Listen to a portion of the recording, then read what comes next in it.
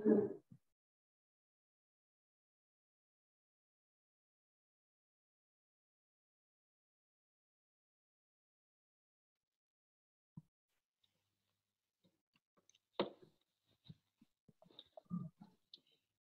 baik. Selamat sore Indonesia. Selamat sore semuanya untuk Anda semua yang hadir di webinar kita kali ini. Salam bahagia dan juga salam sehat selalu untuk Anda.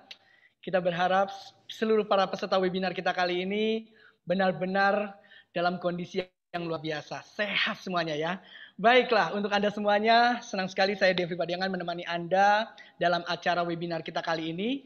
Tentu saja tema kita kali ini adalah keamanan dan keefektifan vaksin yang diselenggarakan oleh Sehatku dan juga disupport oleh Sinarmas APP. Wow, luar biasa sekali. Boleh tepuk tangan untuk Sehatku dan juga Sinarmas APP. Iya, terima kasih yang sudah menyelenggarakan acara ini ya. Baik, wah. Memang luar biasa sekali untuk Anda semuanya.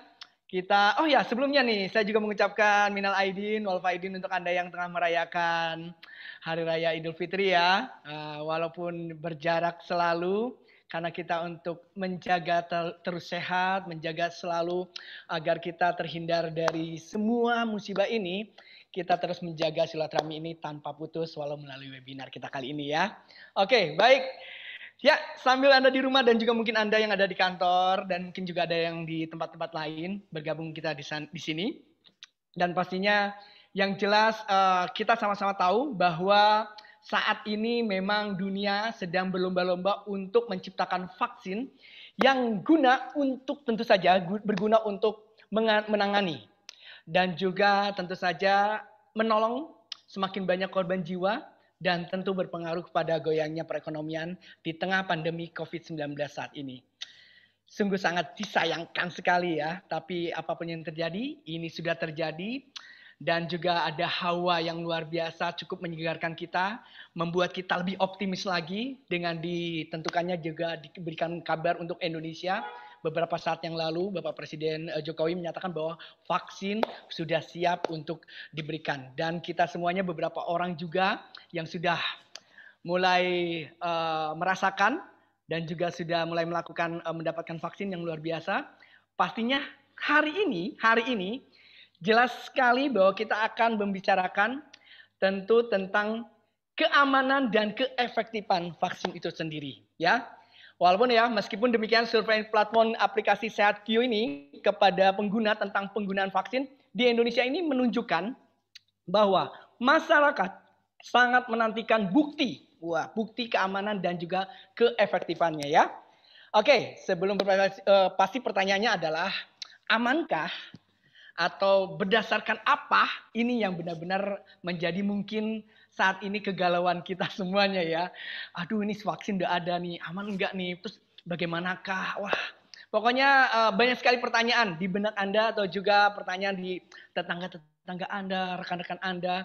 Sama-sama hari ini mudah-mudahan ya kita menemukan jawaban itu hingga kita nggak galau lagi, hingga kita tahu sebuah kepastian mengenai vaksin ini ya. Baik, oke, sebagaimana proses sehingga di Indonesia memutuskan untuk menggunakan merek vaksin tertentu dari banyaknya merek vaksin yang beredar saat ini. Jadi bagaimanakah nih prosesnya sehingga Indonesia menentukan dari berbagai merek yang ada ya. Dan tentunya saat ini saya tidak sendiri. Karena itu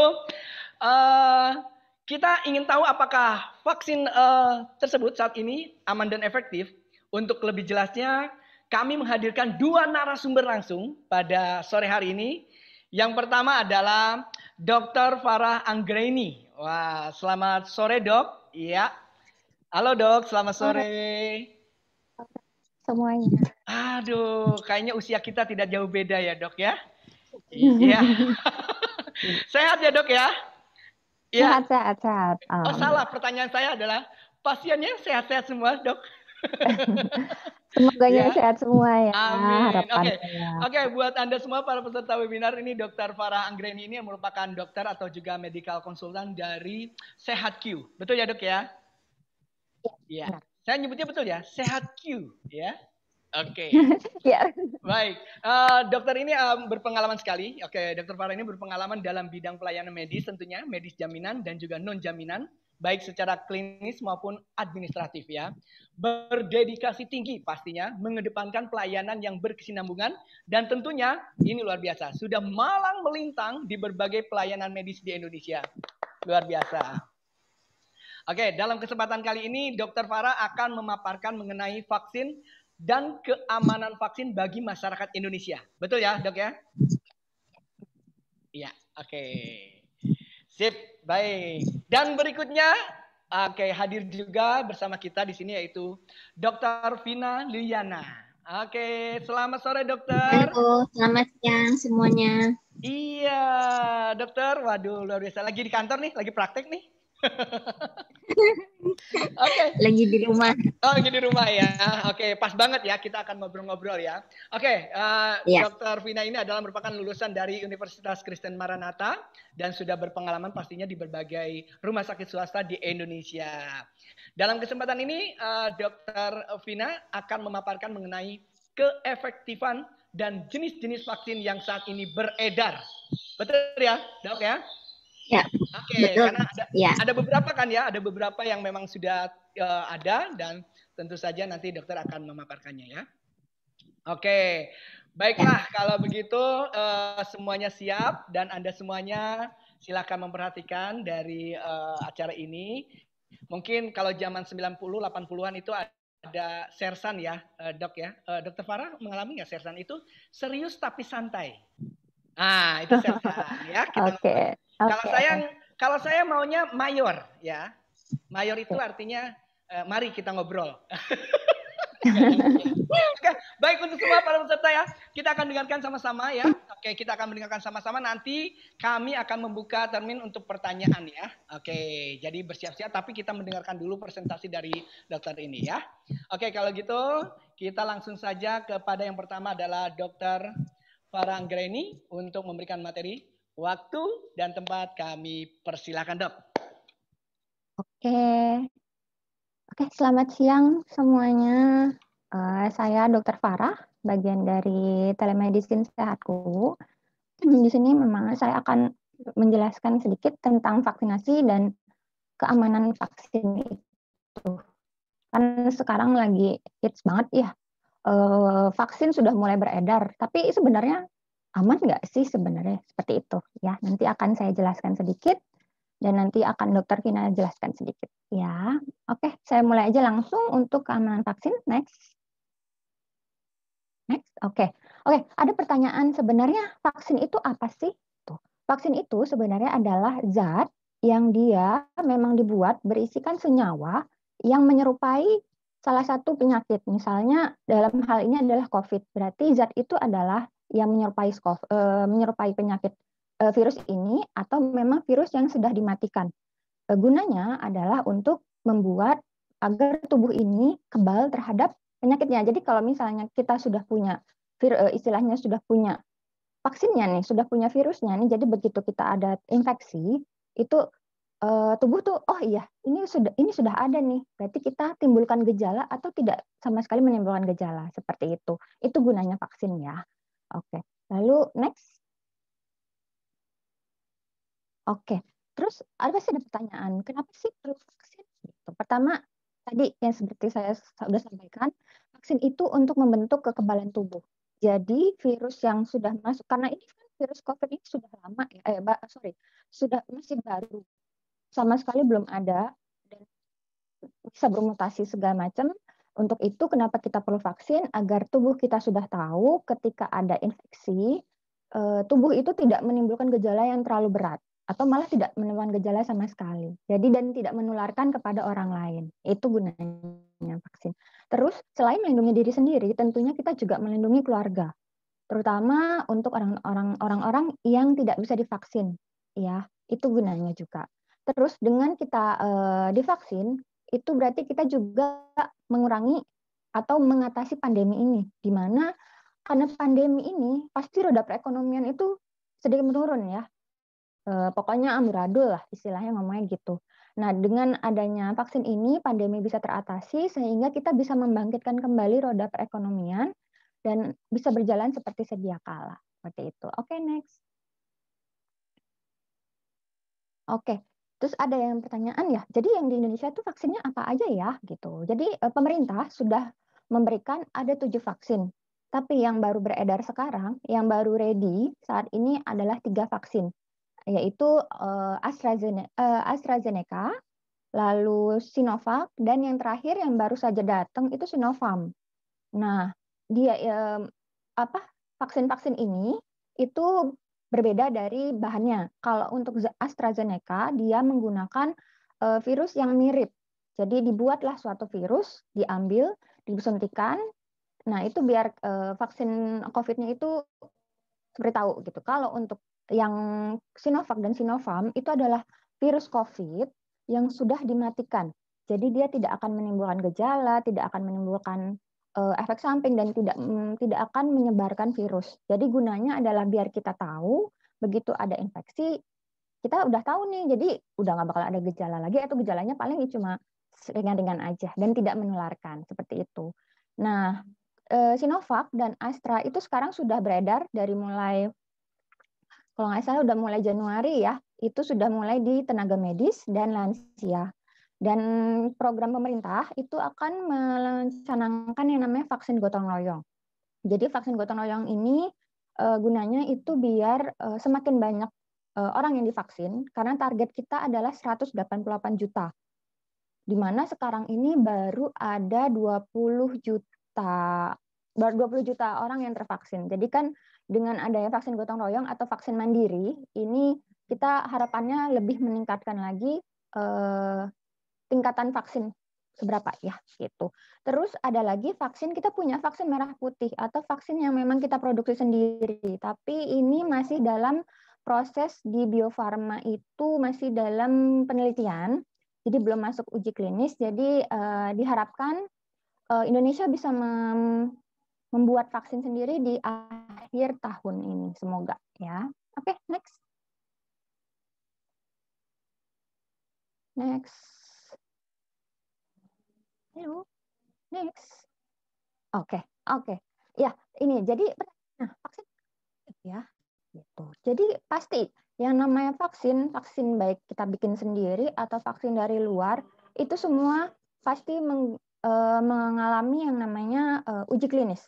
Uji klinis di sini nggak cuma uji klinis sebentar aja atau 2 kali gitu, enggak. Tapi uji klinis kita ada 3 kali. Di mana 3 kali ini dari yang pertama itu kita yang pasti adalah aman nggak. Nah, ini sampelnya kurang dari 100. Ya. Lalu kalau udah aman, oke, kita lanjut ke fase kedua. Fase kedua ini kita sekalian untuk nentuin dia efektif nggak ya kalau untuk di virusnya gitu. Ada efek samping nggak ya, efektif apa nggak kerjanya. Kalau untuk menanggulangi virus berapa persen gitu. Ini untuk sampel biasanya cuma dikurang dari 1000 ya. Dan di fase ketiga inilah di mana vaksinnya itu akan diuji di puluhan ribu. Di sini di mana vaksinnya bekerja dengan baik kah, safety apa tidak, ada efek samping apa aja yang ada gitu. Di sini yang dilihat. Jadi dari 3 tahap ini itu akan memastikan apakah aman atau efektif. Apakah aman dan efektifkah vaksin ini gitu. Umumnya pembuatan vaksin itu memang butuh waktu lama. Jadi 3 tahap ini tuh sebenarnya butuh waktu lama ya. Tapi karena ini darurat, jadi dibikinlah dipercepat tapi diperketat gitu. Dengan estimasi itu 12 sampai 18 bulan sudah harus siap edar. Seperti itu ya. Oke, next.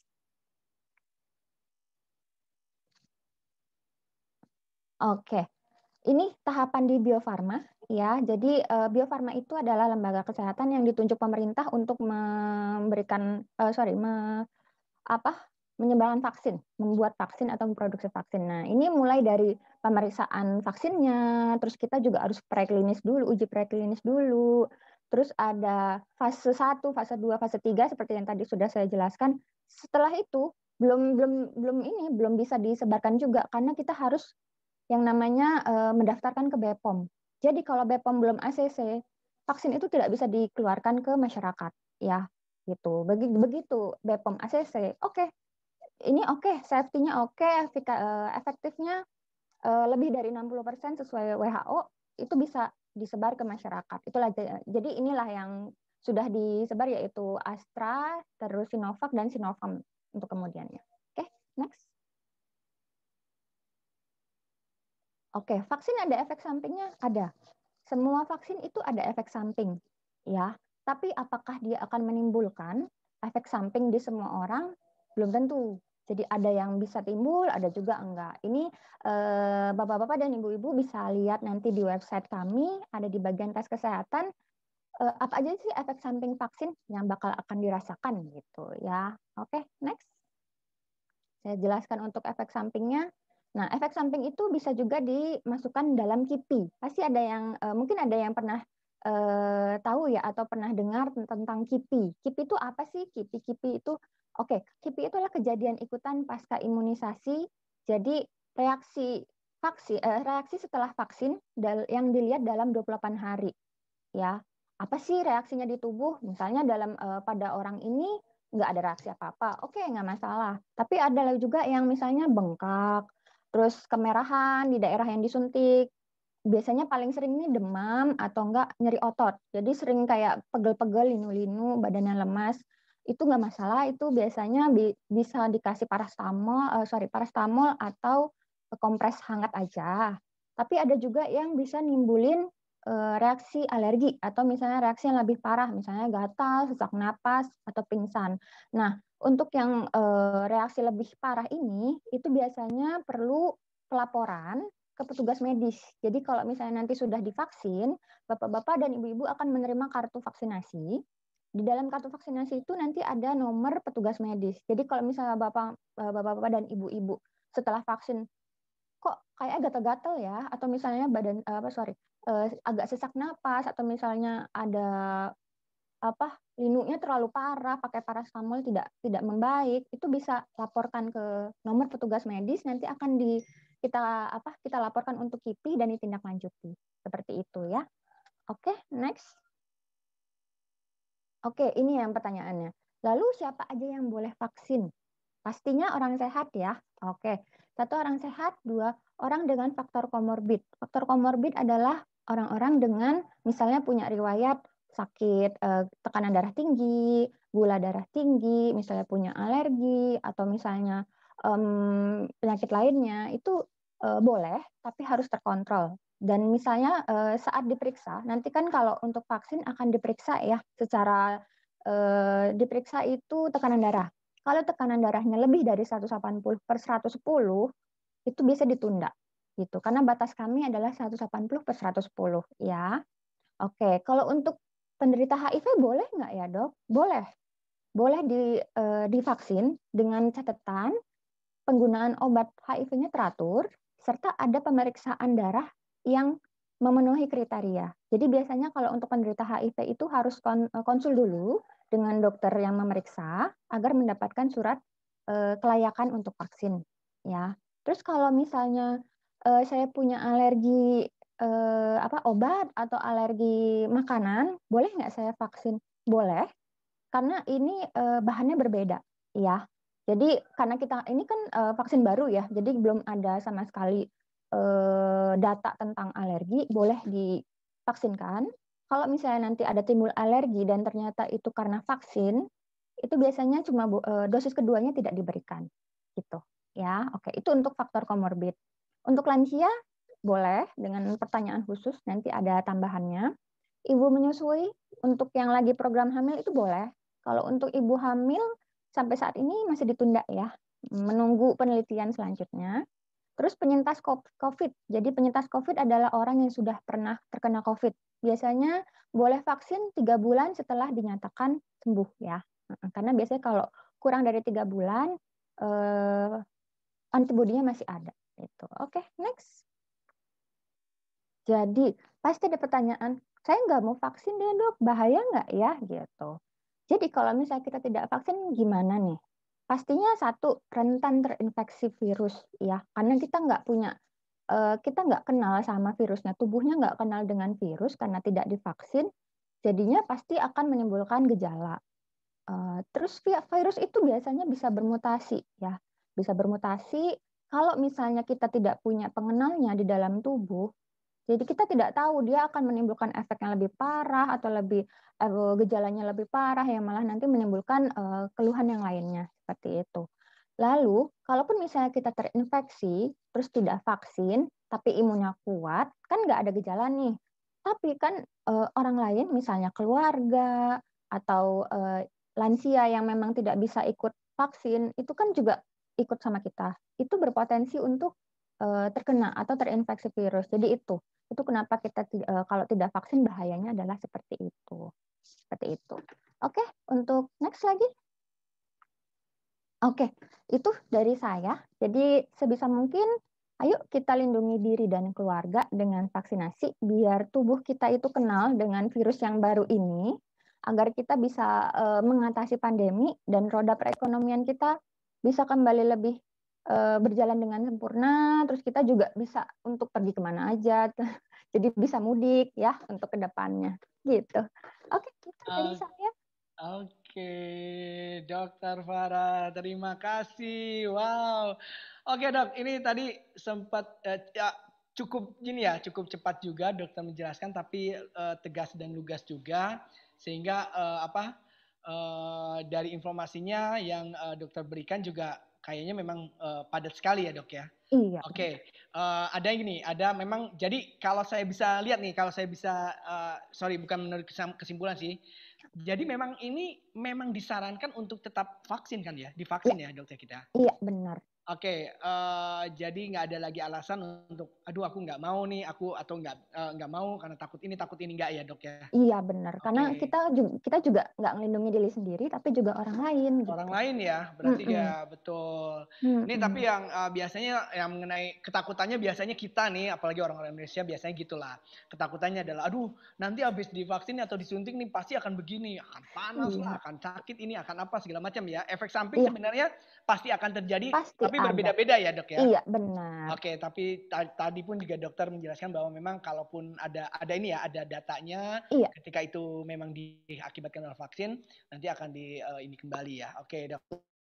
Karena kalau istri saya sih udah divaksin ya dok, itu efeknya gejalanya sih, efek sampingnya nggak terlalu berat sih, cuman pusing buat saya. Jadi udah divaksin langsung efeknya pengen belanja ke mall, katanya udah sehat. Iya itu susah ya kalau yang itu ya. Ya, dianya sehat saya pusing.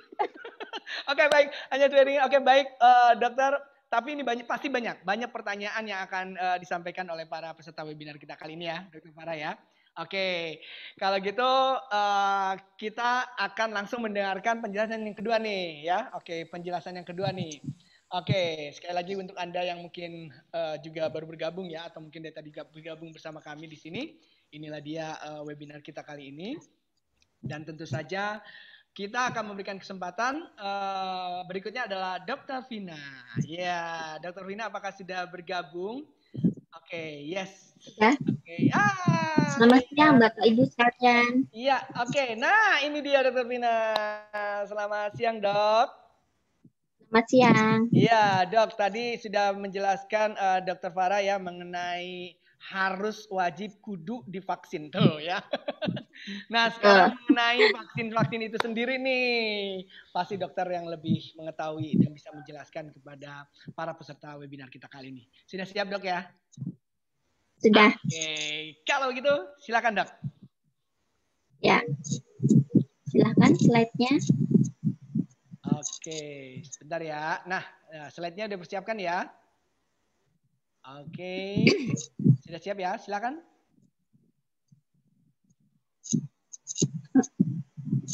Belum muncul slide-nya. Oh, belum ya, belum muncul ya, dok. Oke, tunggu masih tunggu ya. Nah, ini dia kah? Ini dok, slide-nya? Ya, sudah. Sudah ya? Sudah. Oke, baik. Silakan dok. Ya, selamat siang Bapak Ibu sekalian. Saya Dr. Vina dari SehatQ. Hari ini akan memberikan pemaparan mengenai efektivitas vaksin COVID-19. Next.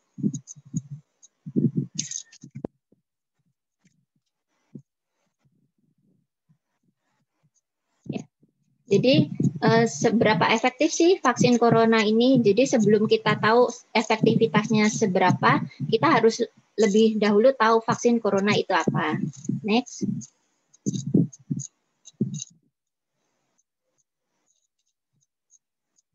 Jadi sama seperti yang sudah dijelaskan Dr. Farah, bahwa apa sih vaksin itu? Vaksin adalah zat atau senyawa yang berfungsi membentuk kekebalan tubuh terhadap suatu penyakit. Jadi di sini saya ingin menekankan bahwa vaksin itu sifatnya sebagai pencegahan, bukan pengobatan. Jadi harus digunakan sebelum terinfeksi virusnya. Jadi di sini sifatnya sebagai pencegahan. Next.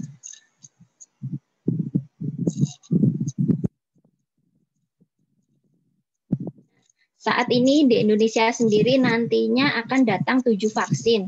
Tapi sejauh ini yang sampai sekarang yang sudah sampai 3 vaksin, yang 2 vaksin sudah digunakan, yang 1 vaksin sudah datang dan akan didistribusikan. Vaksin yang pertama yang kita pakai itu adalah golongan Sinovac. Jadi untuk Sinovac sendiri efektivitasnya berdasarkan penelitian yang di Bandung itu sekitar 65,3%. Kok misalnya Bapak Ibu sekalian tanya gini, kenapa nggak 100% dok? Kan itu cuma 65 kayak gitu. Jadi berdasarkan penelitian yang di WHO, vaksin itu dianggap sudah efektif untuk digunakan kalau nilai efikasinya itu di atas 50%. Jadi untuk Sinovac ini 65% sudah dianggap layak untuk dipakai. Untuk ini efikasi yang berdasarkan penelitian yang di Bandung 65,3%. Tapi di beberapa negara lain efikasinya bisa lebih tinggi karena kan tergantung banyak sedikitnya virus juga. Jadi bisa berbeda-beda.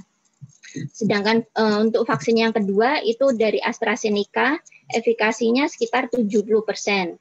Untuk yang sekarang vaksin yang ketiga yang baru saja datang, itu yang merek Sinovac. Untuk Sinovac sendiri berdasarkan penelitian yang di Uni Emirat Arab itu efikasinya sekitar 79%. Terus kalau misalnya Bapak Ibu sekalian tanya, kenapa dok kok pilih vaksin yang ini kok nggak yang lain kayak gitu. Jadi untuk 3 vaksin yang saat ini sudah datang di Indonesia itu lebih diutamakan dipilih karena dari segi suhu penyimpanannya lebih mudah. Jadi untuk 3 vaksin itu suhu penyimpanannya 2-8 derajat Celcius. Jadi lebih mudah untuk distribusinya ke seluruh Indonesia.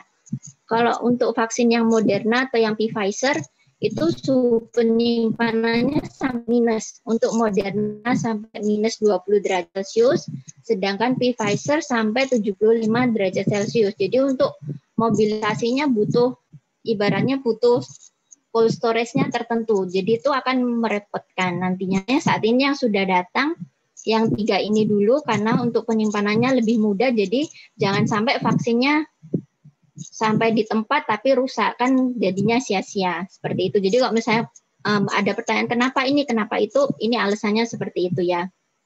Sedangkan untuk yang merah putih yang buatan asli Bio Farma sendiri masih tahap uji coba. Jadi tapi untuk yang Sinovac sendiri mungkin nantinya kok Bapak Ibu sekalian waktu divaksin tanya, dok ini pakai vaksin apa? Misalnya di Bio Farma itu maksudnya Sinovac Bio Farma. Jadi vaksinnya Sinovac tapi dikemasnya di Bio Farma. Jadi Bapak Ibu sekalian jangan takut karena memang Bio Farma itu ada 2.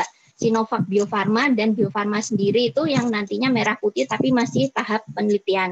Jadi yang beredar sekarang yang Bio Farma itu yang Bio Farma Sinovac. Begitu. Terus next. Kemudian ini sering muncul pertanyaan, apa kok sudah divaksin akan kebal virus corona? Jawabannya tidak.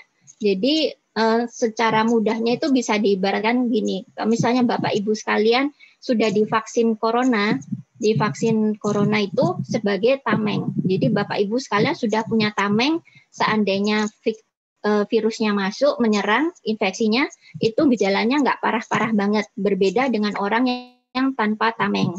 Terus kalau misalnya, dok saya udah punya tameng nih, berarti udah aman. Belum nggak gitu juga. Jadi seperti yang digambar itu, harus tetap punya senjata kan. Jadi maju perang selain punya tameng harus punya senjata juga. Senjatanya apa? Harus jaga daya tahan tubuh, harus rutin cuci tangan, tetap pakai masker gitu. Jadi ibaratnya tentara maju perang ini udah siap nih, udah ada tamengnya, udah ada senjatanya juga kayak gitu. Jadi vaksin itu bukan 100% kebal tapi mengurangi angka kesakitannya. Jadi tadi misalnya yang Sinovac kan 65%. Jadi kalau misalnya Bapak Ibu sekalian sudah divaksin, ya diharapkan 65% tidak terserang infeksi virus corona. Seandainya terserang pun gejalanya lebih ringan, tidak seberat yang tanpa vaksin.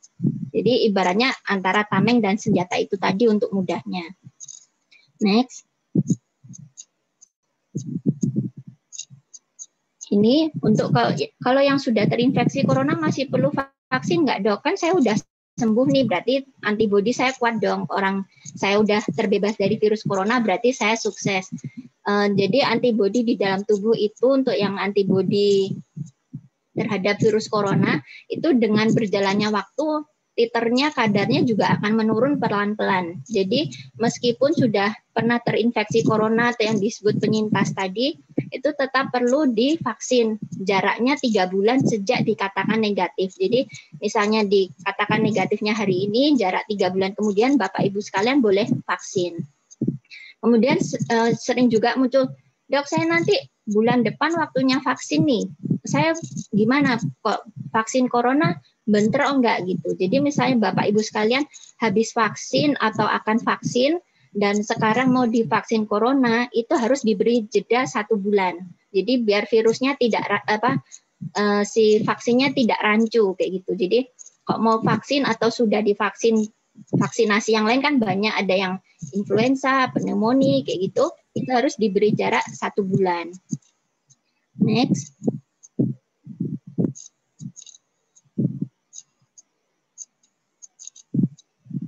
Nah ini, siapa saja yang boleh divaksin corona sejauh ini penelitiannya untuk orang dewasa yakni usia 18 tahun ke atas. Untuk ibu menyusui aman, sedangkan untuk ibu hamil dan anak-anak sejauh ini belum divaksin. Kenapa kenapa nggak divaksin, Dok? Kan itu malah kasihan, masih kecil-kecil, masih berbahaya. Jadi karena vaksin ini pembuatannya kan darurat, lebih diutamakan untuk secara keseluruhan orang. Jadi kemarin-kemarin tuh penelitiannya menyingkirkan orang coba, yakni anak-anak dan ibu hamil itu tidak dimasukkan ke yang orang percobaan. Jadi mungkin saat ini belum divaksin, mungkin nanti dengan berjalannya waktu bila sudah ada penelitian yang mendukung nantinya mungkin bisa divaksin juga. Tapi sejauh ini untuk ibu hamil dan anak-anak lebih diutamakan tidak divaksin dulu. Kemudian untuk lansia juga boleh. Ini sekedar informasi, kok misal sekarang kan ada prioritas siapa saja yang boleh divaksin. Yang gelombang pertama kan tenaga medis diutamakan. Sekarang yang kedua, gelombang kedua kan lebih diutamakan untuk yang tenaga sipil. Jadi misalnya kayak polisi, terus tokoh agama kayak gitu. Nah, misalnya seandainya Bapak Ibu bukan tokoh agama atau yang lain-lain yang prioritas gelombang kedua, tapi mau divaksin, saya mau divaksin nih, Dok, saya takut kayak gitu. Bapak Ibu bisa membawa 2 lansia. Jadi misalnya punya ayah atau ibunya sepasang, diantar pergi vaksin, ibunya sekalian vaksin kayak gitu. Jadi 1 orang mendampingi 2 lansia bisa ikut vaksin. Itu programnya. Jadi untuk mendukung biar lansia ini segera selesai vaksinnya. Kalau lansia sudah selesai divaksin semua, nantinya kan ke orang yang usia 18 sampai 59 tahun. Jadi ibu bisa divaksin, Bapak Ibu sekalian bisa divaksin, sekalian membawa lansianya biar lebih aman. Berikutnya, next.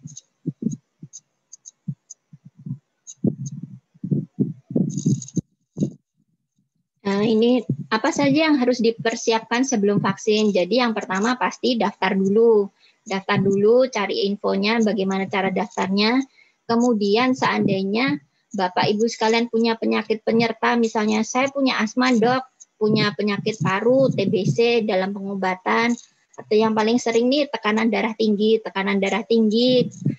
diabetes, kayak gitu paling sering, Bapak Ibu sekalian bisa kontrol ke dokternya masing-masing. Jadi untuk memastikan bahwa penyakitnya ibu saat ini terkontrol dengan baik. Karena vaksin ini pada dasarnya boleh diberikan meskipun Bapak Ibu punya penyakit selama penyakitnya itu terkontrol dengan baik. Jadi misalnya punya asma, tapi udah lama kok, Dok, saya nggak kambuh, sekarang baik-baik aja, itu boleh tetap divaksin. Tapi misalnya Bapak Ibu tekanan darahnya tinggi 200 kayak gitu, 200 ke atas lebih, sudah minum obat tetap 200, itu kan berarti belum terkontrol dengan baik. Jadi itu harus tekanan darahnya dikontrol dulu, distabilkan dulu. Kalau sudah stabil di bawah 180/110, baru boleh vaksin. Begitu juga untuk diabetes. Jadi kadar gulanya semua harus terkontrol dengan baik, baru boleh vaksin. Sedangkan untuk penderita yang misalnya yang paling gampang kan alergi. Alergi itu jadi dibilangnya gampang-gampang susah. Jadi gini, misalnya Bapak Ibu sekalian ada riwayat alergi makanan atau alergi obat, dilihat dulu, nanti dokter akan tanya, reaksinya sejauh apa? Oh, saya dulu habis makan udang bentol semua, badan bentol-bentol semua, sesak napas, berarti itu kan termasuk reaksi alergi yang berat. Kalau sampai sesak napas sampai ke seluruh wajah.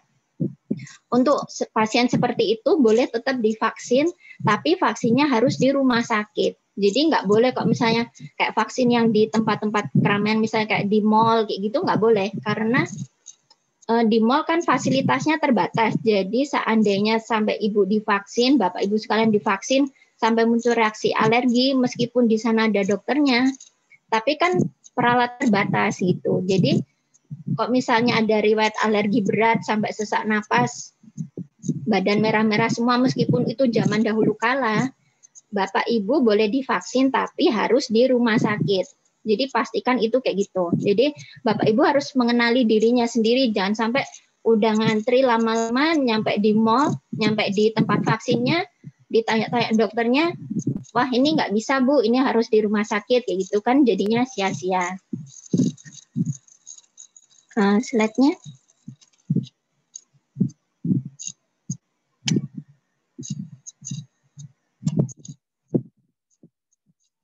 Slide-nya belum muncul. Oke. Tuh, jadi ya. Oke, jadi pasti ada sinyalnya. Ya. Sorry dok. Iya. Ya, nggak apa-apa. Jadi pastikan Bapak Ibu sekalian sebelum pergi vaksin itu harus mengenali diri sendiri. Kalau misalnya ini gimana dok, saya nggak ngerti. Paling gampang, jadi pelajari rangkaian proses vaksinasi. Salah satunya kan harus screening itu dulu. Next.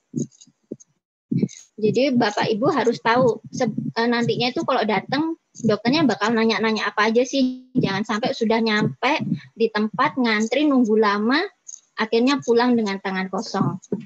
Yang utama pastikan Anda layak vaksin, sekarang berusia 18 tahun ke atas. Kalau untuk yang lansia, ini sekedar info untuk orang tuanya mungkin atau kerabatnya sudah lansia. Kalau misalnya ada 3 dari 5 kriteria frailty questionnaire, itu artinya tidak layak vaksin. Kayak gitu. Terus kalau misalnya penyakit kronisnya, tadi misalnya tekanan darahnya tinggi-tinggi terus, diabetesnya juga gulanya tinggi, itu kan berarti tidak terkontrol. Jadi itu juga nggak boleh. Itu beberapa contoh pertanyaannya. Untuk lebih detailnya dan lebih mudahnya, Bapak Ibu sekalian bisa mampir ke website kami di www.sehatq.com. Di situ di bagian atas nanti ada bagian apakah bisa memenuhi persyaratan untuk divaksin. Jadi Bapak Ibu bisa simulasi di situ. Simulasi di situ dijawab sesuai dengan keadaan Bapak Ibu sekalian. Kalau misalnya di situ layak vaksin, berarti aman nih. Bapak Ibu bisa pergi daftar untuk vaksin, kayak gitu. Jangan sampai datang dengan sia-sia. Next.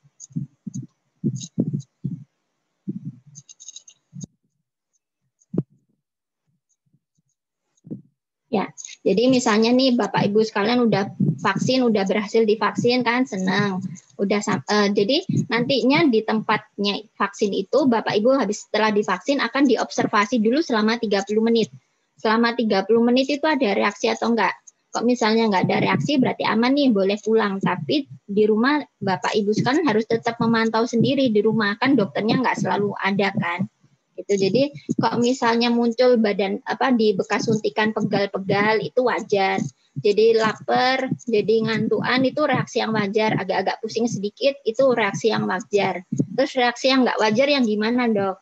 Reaksi yang nggak wajar itu kalau misalnya Bapak Ibu sekalian jadi sesak napas, badannya merah-merah semua kayak gitu, itu artinya udah reaksi yang sudah tidak wajar dan harus ke rumah sakit terdekat. Kayak gitu. Bila bingung, Bapak Ibu bisa mengisi kuesioner pasca vaksinasi di website kami juga, Atau lebih mudahnya lagi chat online sama dokter kami. Salah satunya bisa ketemu saya atau dokter Farah. Jadi Bapak Ibu chat aja, dok ini saya habis vaksin kok jadi gini, ini reaksinya wajar atau enggak ya gitu. Next.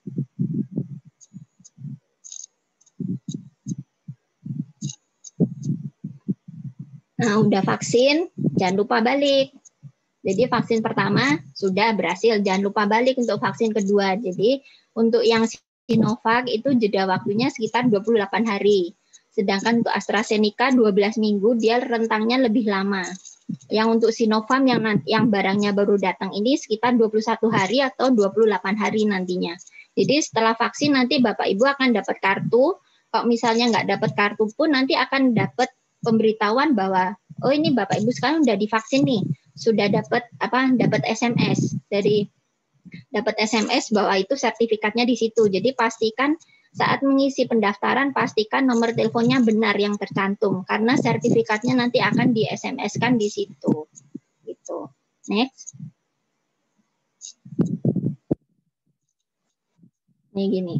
Jadi udah vaksin berarti bebas dong dok, saya nggak perlu pakai masker, nggak boleh seperti itu. Meskipun karena vaksin tadi kan sifatnya pencegahan dan misalnya sebagai contoh yang Sinovac 65%, yang AstraZeneca 70%, berarti kan masih ada spare yang bisa terinfeksi kan. Jadi Bapak Ibu sekalian harus tetap jaga protokol kesehatan, tetap pakai masker, rutin cuci tangan, jaga jarak. Jadi jangan ngobrol deket-deketan. Oh dok ini teman deket, sungkanlah kalau jauh-jauh jangan kayak gitu ya. Jadi selama pandemi ini ya mau nggak mau harus sesuai protokol kesehatan. Menjauhi kerumunan, membatasi mobilitas. Jadi sebisa mungkin kalau nggak kepepet ya tetap di rumah. Tapi kok misalnya mau nggak mau harus berangkat kerja, mau belanja, ya terpaksa keluar rumah tapi harus tetap pakai masker. Sampai di rumah mandi, cuci tangan kayak gitu. Next.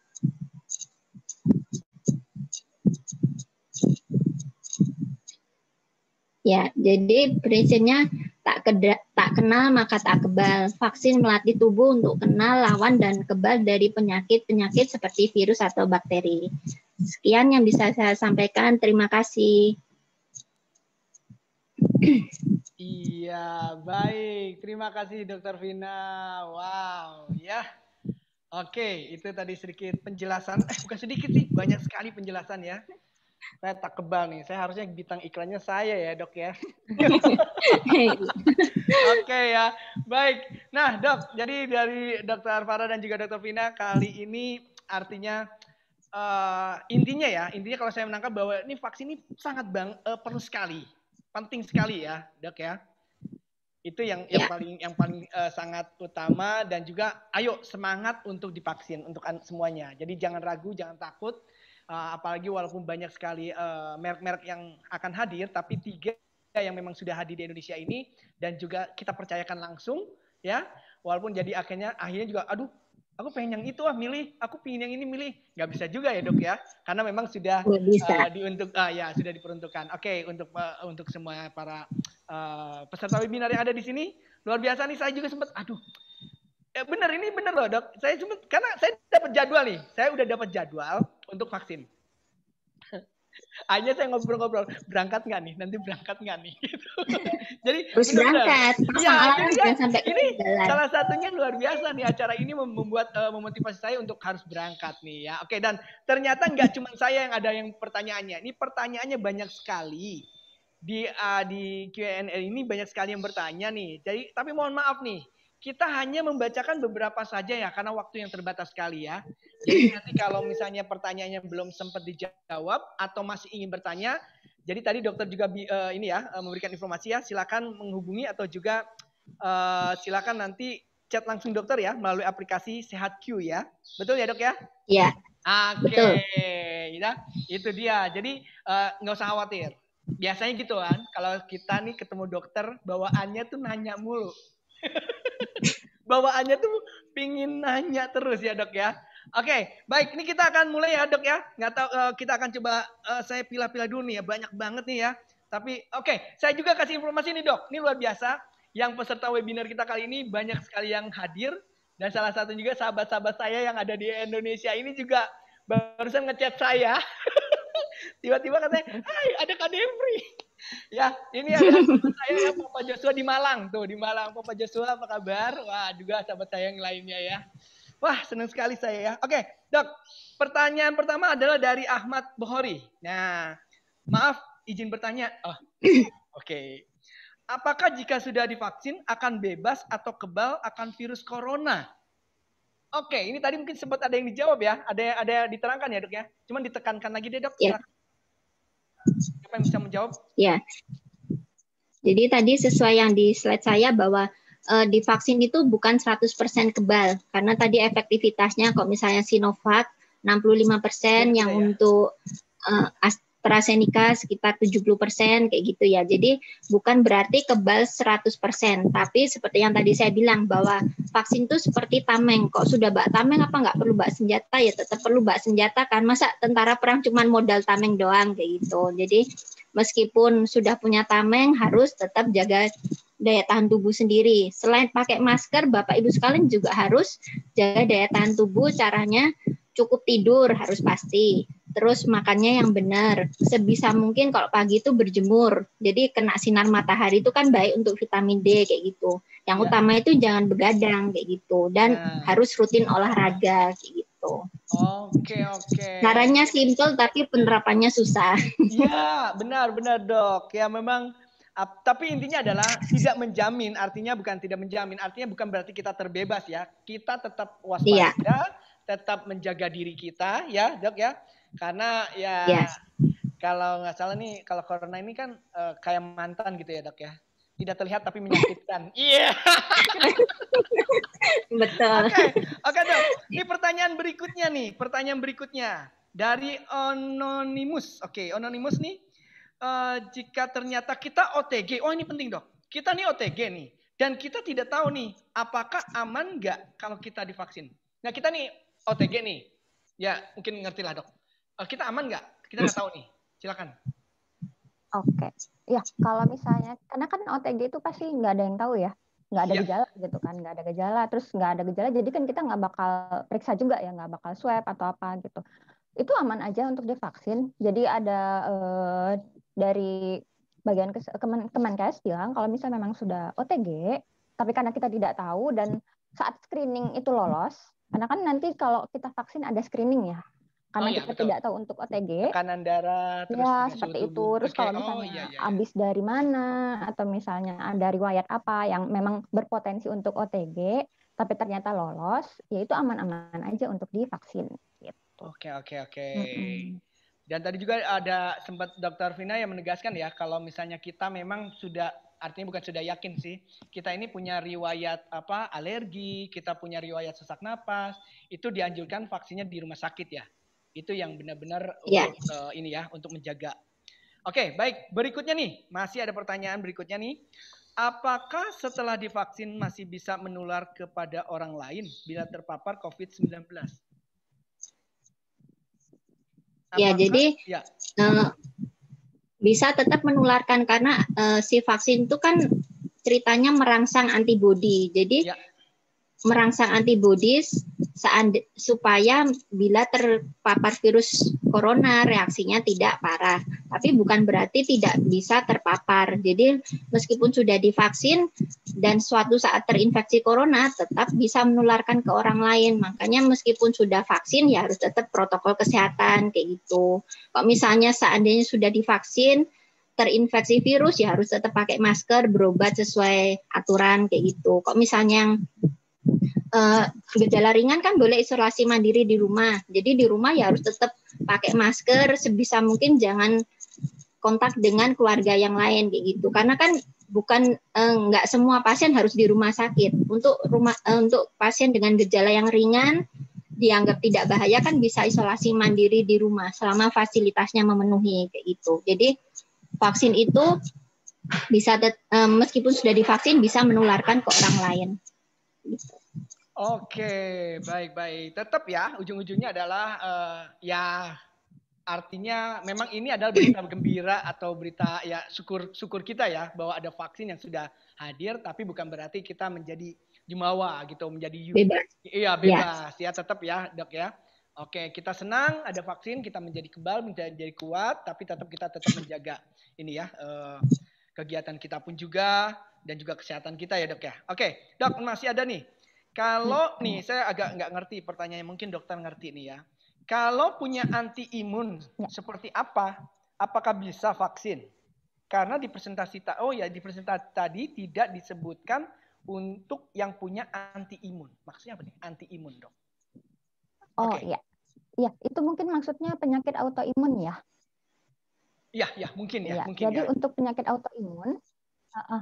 autoimun yang misalnya seperti autoimun di tiroid, atau kelenjar tiroid, atau autoimun darah, atau misalnya autoimun yang menyerang pencernaan, itu selama masih terkontrol, jadi dokter yang memeriksa atau dokter yang merawat itu, oke, kamu nggak apa-apa divaksin, layak vaksin, itu boleh. Ya, seperti yang HIV. HIV itu juga penyakit autoimun. Jadi dia boleh divaksin dengan ada persyaratan tertentu. Iya. Jadi semua itu ada kelayakannya kalau yang untuk autoimun ya. Ya, tetap bisa divaksin, tapi masih ada catatannya adalah harus ada kontrol terlebih dahulu ya. Oke. Nah ini benar. Nih dok, tadi juga saya mau nanya ini nih, ada yang apa? Ada yang mewakili nih dok. Tadi kan dokter Vina menjelaskan apa mengenai vaksin dua kali ya. Apakah kita sudah divaksin dengan apabila kita sudah divaksin dengan dosis lengkap 2 kali ya dengan jenis tertentu, kapan kita divaksin ke depannya? Apakah masih ada? Karena apakah akan efektif untuk virus COVID-19 dengan varian baru? Aduh, lemes saya dengarnya nih. Gimana dok? Ya karena kan udah 2 kali nih disarankannya. Ya. Jadi untuk saat ini protokolnya kan kita harus vaksin 2 kali. Yang pertama untuk pengenalan merangsang antibodi, dan yang kedua itu ibaratnya untuk booster, jadi menguatkan antibodi di vaksin yang pertama. Kemudian kok misalnya sudah 2 kali, kapan dok vaksin lagi? Jadi sejauh ini penelitiannya masih terbatas 2 kali karena kan si virus corona ini masih virus yang baru dan semuanya masih tahap penelitian, jadi sewaktu-waktu bisa berubah-berubah regulasinya. Jadi yang untuk saat ini tetap 2 kali vaksin. Kemudian untuk apakah efektif untuk virus vaksin untuk virus COVID yang varian baru? Sejauh ini karena ada beberapa penelitian untuk yang varian baru itu bisa menggunakan vaksin yang ini. Tapi kan namanya virus seperti yang Dr. Farah tadi jelaskan bahwa virus ini selalu bermutasi. Jadi bisa aja sekarang masih cocok dengan vaksin yang sekarang, bisa saja dengan beberapa bulan ke depan nanti mutasi virus lagi jadi tidak cocok. Tapi seenggaknya kan vaksin ini masih cocok untuk virus yang sudah diuji coba. Padahal kan virus yang varian baru kan masih sangat sedikit kayak gitu. Jadi Bapak Ibu sekalian jangan cemas, yang penting vaksin dulu setidaknya menangkal virus yang saat ini sudah ada. Kemudian saya ingin sedikit menjelaskan yang balik ke yang tadi ya. Jadi saya kan sebelumnya bilang bahwa meskipun sudah divaksin itu bisa menularkan virus ke orang lain. Mungkin ini ada sedikit salah persepsi ya. Jadi maksud saya gini, pasien itu divaksin itu kan dimasukkan virus yang sudah dilemahkan atau dimatikan. Jadi karena ada virusnya itu merangsang antibodi. Jadi bukan berarti sudah divaksin malah saya ini jadi virusan nih, bukan begitu. Jadi maksud saya gini, sudah divaksin itu kan berarti merangsang antibodi, tapi bukan berarti saya habis divaksin justru saya nularin virus ke orang lain, bukan begitu. Tapi setelah divaksin seandainya saya ketularan orang lain, sayanya ikut jadi terinfeksi virus corona meskipun sudah divaksin, saya bisa menularkan ke orang lain. Tapi maksudnya saya ketularan orang lain dulu gitu, bukan saya pulang vaksin terus malah saya nularin orang lain, bukan begitu gitu. Karena tadi saya sempat baca sepertinya ada sedikit salah persepsi ya. Oke. Iya. Ya, siap dok. Oke, baik. Ya dok, tadi kan ada waktunya ya. Jadi waktunya ada yang beberapa hari, 28 hari, ada yang 2 minggu juga ya dok ya, berbeda-beda ya. Kalau dari saya nih dok, kalau 1 hari saya telat nih, misalnya gimana dok? Ada kedua. Jadi yang gini. kedua. Iya. Jadi kalau misal itu kan tadi sudah ada rentangnya, sebisa mungkin mengikuti jadwalnya. Tapi karena kalau seandainya satu dan lain hal, misalnya, wah hari H ini saya demam tinggi, ya mau nggak mau kan tetap batal kan vaksinnya, disembuhkan dulu penyakitnya, baru suntik ulang. Kalau misalnya ditanya, terus gimana dok, kan ketinggalan nih, saya ketinggalan kereta, kayak gitu ceritanya. Udah waktunya vaksin, belum vaksin, gara-gara ini dan itu, kayak gitu. Ya karena sudah ketinggalan, mau gimana lagi, tapi harus tetap vaksin karena kan vaksin yang kedua itu sifatnya sebagai booster kayak gitu. Jadi meningkatkan antibodi yang kemarin kayak gitu. Jadi telat-telat sedikit ya nggak apa-apa, tapi harus tetap balik kayak gitu. Kalau bisa on time, kalau nggak bisa ya nggak apa-apa.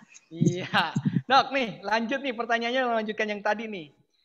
Ini ada kasusnya soalnya. Saya baru vaksin 6 hari lalu.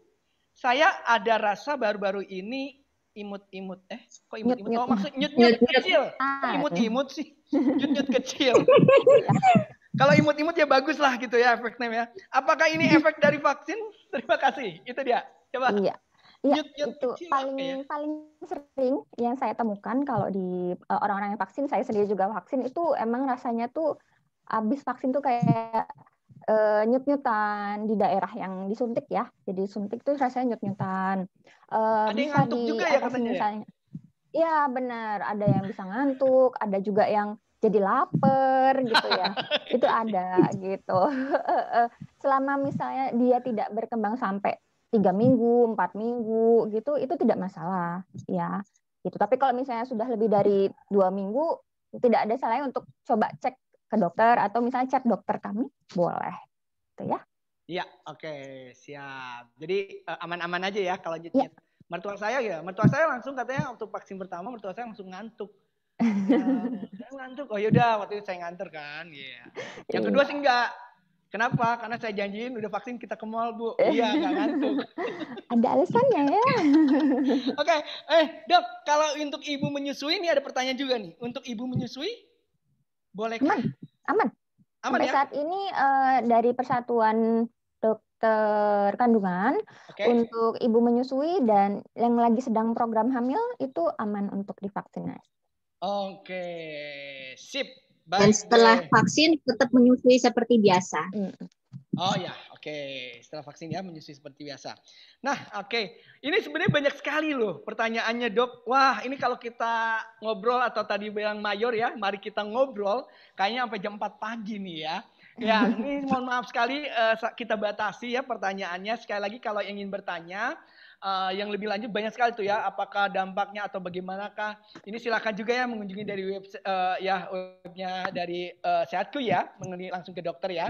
Tapi pertanyaan terakhir untuk menutup pertanyaan nih, masih ada nih dok, satu pertanyaan dan ini semuanya mungkin menutup kesimpulan dari pertanyaan. Apa yang harus dilakukan sebelum melakukan vaksin? Ini penting banget. Oke, kalau untuk sebelum melakukan vaksin, tentunya tadi kita daftar dulu divaksin, terus pastikan kesehatan kita fit ya. Jadi jangan pas kita mau vaksin itu masih sakit atau badannya lagi nggak fit, kalau bisa tunda dulu ya, pastikan fit, habis itu silakan vaksin. Itu aja sih kalau dari saya. Oke, dari Dr. Vina mungkin ada pesan-pesan? Ya, jadi ini saya kan juga baca beberapa pertanyaan, jadi intinya gini, selama kalau misalnya punya penyakit penyerta, ada penyakit jantung atau penyakit paru-paru atau yang hal-hal penyakit lainnya, selama semuanya terkontrol dengan baik itu boleh divaksin. Kan Bapak Ibu sekalian nggak tahu kan, ini terkontrol apa enggak nih dok, kok sekarang sih ya saya nggak ada keluhan, kayak gitu kan, harusnya sih ya terkontrol dengan baik, tapi dokter di tempat vaksinnya itu kan harus minta persetujuan. Jadi Bapak Ibu sekalian kok misalnya punya penyakit berat, misalnya penyakit jantung, udah pernah pasang ring segala macam atau hal-hal yang lainnya, itu Bapak Ibu harus ke dokternya masing-masing. Misalnya kok ke penyakit jantung, sudah jantung koroner, pasang ring atau bahkan operasi bypass, itu Bapak Ibu sekalian pergi ke dokter jantungnya minta surat rekomendasi bahwa Bapak Ibu sekalian layak untuk divaksin kayak gitu. Jadi kalau sudah ada surat itu dengan penyakit apapun, itu dokter di tempat vaksinnya akan menyetujui karena ini berarti dalam kondisi terkontrol kayak gitu. Jadi Intinya sebelum daftar pastikan dulu Bapak Ibu layak untuk divaksin. Bisa kunjungi ke website kami tadi itu karena di situ kan ada screening mandirinya. Kalau misalnya di situ sudah oke, berarti oh ini harusnya oke. Kalau misalnya ada penyakit tertentu atau rutin minum obat, itu harus minta dokternya masing-masing surat rekomendasi layak untuk divaksin saat ini kayak gitu. Jadi jangan sampai sudah ngantri pulang dengan tangan kosong kayak gitu. Oke, baik. Itu ya semuanya dok ya. Terima kasih, luar biasa sekali. Boleh, aduh saya ingin tepuk tangan nih untuk para peserta webinar juga, silakan tepuk tangan, luar biasa. Tadinya saya ragu, ya saya ragu nih karena saya udah dapat jadwal berangkat atau tidak. Setelah webinar ini, saya semangat sekali untuk berangkat. Yes, saya harus semangat, harus divaksin juga biar saya sehat. Karena pertanyaan dari teman saya melalui chat saya ini, tadi nggak melalui ke sana ya, pertanyaannya japri saya adalah kapan mau ke Malang. Saya bilang, saya mau vaksin dulu ya. Oke, baik. Dok, terima kasih ya. Dan yang untuk Anda semuanya, mohon maaf sekali jika tadi pertanyaannya banyak, tapi tidak bisa kita jawab atau tidak sempat kita jawab. Silakan langsung saja nanti melalui aplikasi Sehat Q ya, untuk bertanya kepada para dokter yang luar biasa ini. Dokter Farah dan juga Dokter Vina ya. Oke, dan yang pastinya untuk Anda, webinar kita kali ini mengenai keamanan dan juga efektivitas vaksin COVID-19 benar-benar telah selesai pastinya, tapi yang jelas bukan selesai untuk Anda yang belum divaksin. Harus melakukan vaksin ya, karena ini juga sekali lagi persembahan acara ini, persembahan dari Sehat Q dan juga Sinar Mas APP. Terima kasih untuk Sehat Q dan juga Sinar Mas APP, dan pastikan sekali lagi untuk Anda sudah yakin, tidak ada keraguan, besok sekarang udah tutup lah ya, sore ya. Besok siap untuk divaksin ya. Oke, terima kasih semuanya. Sehat selalu kalau begitu untuk Anda semuanya. Dokter, terima kasih. Dan juga para peserta webinar, terima kasih. Semoga Anda semuanya terlindungi dan juga semuanya sehat selalu ya. Salam Sehat Q. Amin. Selamat sore. Terima kasih Bapak kalian. Selamat sore.